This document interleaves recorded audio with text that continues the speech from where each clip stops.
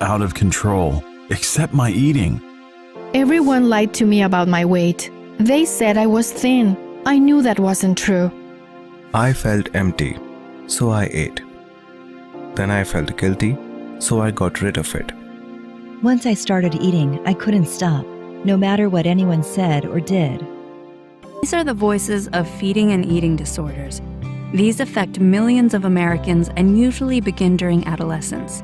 Self-image, food, eating, and body weight each become a source of serious anxiety for people, and they experience distorted thinking and behaviors that cause problems in their lives. These disorders can even be life-threatening. I know. One of these voices is mine. My own diagnosis was anorexia nervosa. I know now that it can be one of the most dangerous of all mental health disorders. I'm so glad that I got help.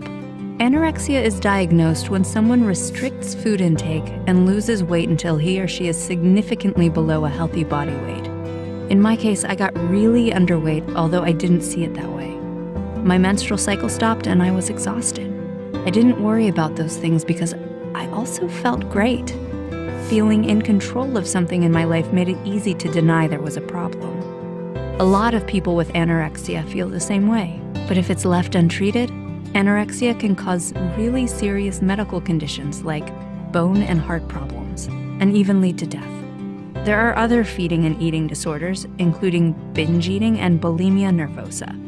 In binge eating disorder, people eat large amounts of food in a really short period of time. They feel out of control and helpless about their desire to eat, yet they can't stop. Binge eating disorder can also lead to a lot of medical problems like obesity, high blood pressure and cholesterol, and diabetes.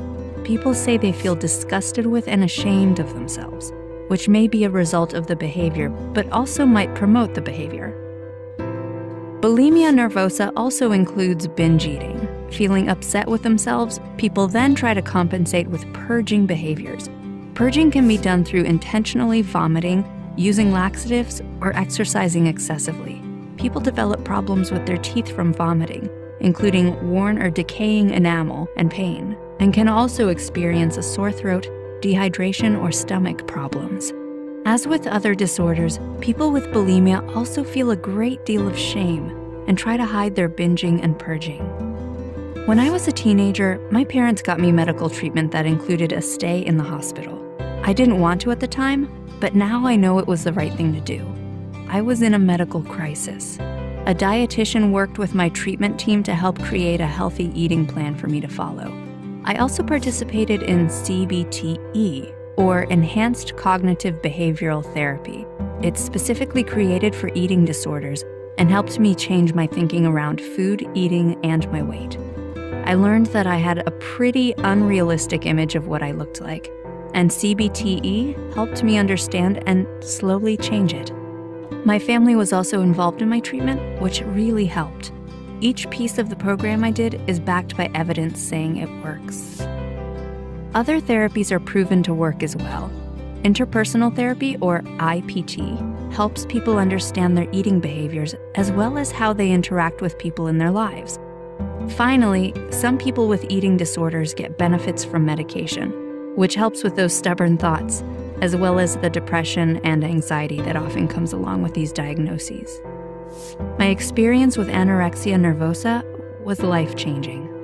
I understand now that food can become more than just food for some people.